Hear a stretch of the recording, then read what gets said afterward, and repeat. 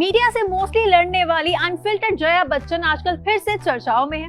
मैं जानती हूँ आप सोच रहे होंगे कि कहीं ये वही बात तो नहीं जब अभी जया बच्चन की मीडिया पर्सन्स को इंट्रूडर्स बोलते हुए कई सारी क्लिप सोशल मीडिया पर वायरल हो रही थी। तो मैं आपको बता देती हूँ कि जी नहीं, बिल्कुल ऐसा नहीं है।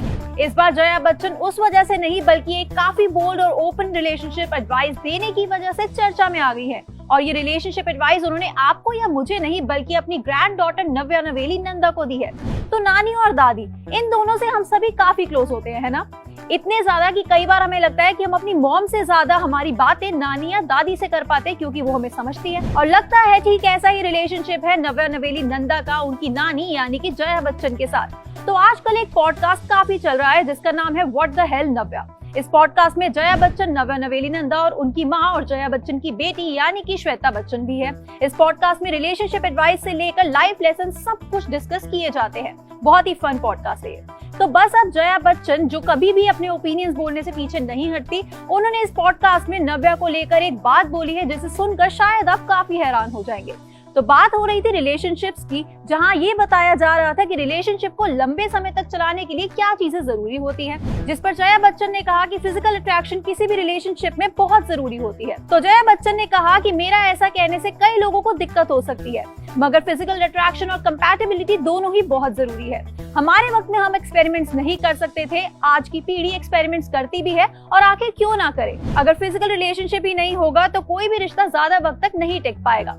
जया बच्चन ने आगे ये भी कहा कि कोई भी रिश्ता सिर्फ प्यार, खुली सोच और एडजस्टमेंट पर नहीं चल सकता। इसके साथ साथ फिजिकल रिलेशनशिप होना भी काफी जरूरी है।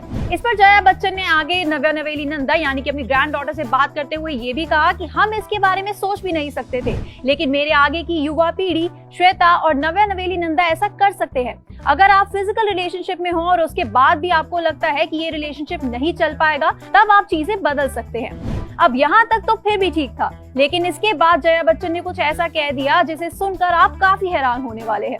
उन्होंने नव्या से कहा कि मुझे लगता है कि आपको अपने सबसे अच्छे दोस्त से शादी करनी चाहिए।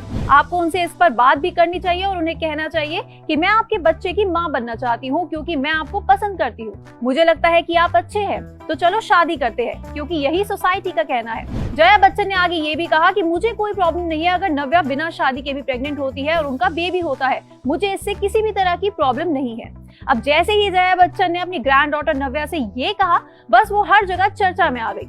माना कि जया बच्चन हमेशा से ही अपने ओपिनियन सामने रखने से पीछे नहीं हटती और इससे तो पता चल ही गया है कि वो कितनी प्रोग्रेसिव है। शायद ही किसी की नानी या दादी अपनी ग्रैंड डॉटर को इस तरह की सलाह देंगी जो जया बच्चन ने श्वेता बच्चन के सामने नव्या नवेली नंदा को दी है।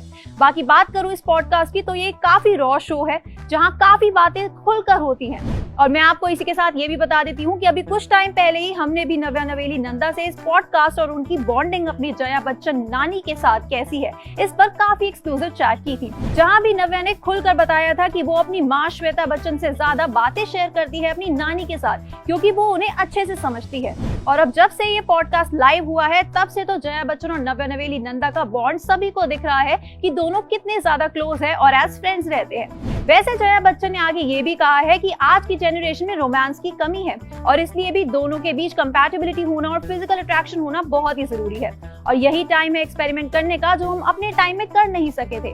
बाकी जया बच्चन, श्वेता बच्चन और नव्या नवेली नंदा का ये पॉडकास्ट व्हाट द हेल नव्या काफी इंटरेस्टिंग है।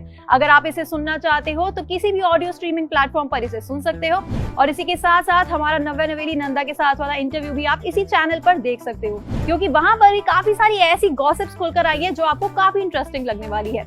आपको वो इंटरव्यू इसी चैनल यानी कि ENT लाइव पर देखने को मिलेगा। इसी के साथ साथ अगर वर्क फ्रंट की बात करूं तो जया बच्चन काफी कम फिल्मों में दिखाई देती है और ये हम सभी को पता है, लेकिन अब बहुत ही जल्द वो करण जौहर की फिल्म रॉकी और रानी की प्रेम कहानी में भी नजर आने वाली है जिसमें रणवीर सिंह और आलिया भट्ट लीड रोल में नजर आएंगे। वो फिल्म 2023 में रिलीज की जाएगी। इसी के साथ साथ आप मुझे कमेंट सेक्शन में जरूर बताना कि आपका क्या मानना है उस सलाह के बारे में जो जया बच्चन ने नव्या नवेली नंदा को दी है। बाकी मैं तो नाक्षी कालरा आपसे जल्द ही मिलूंगी किसी और वीडियो में और हाँ, अभी के लिए इस वीडियो को लाइक और शेयर करना बिल्कुल मत भूलना।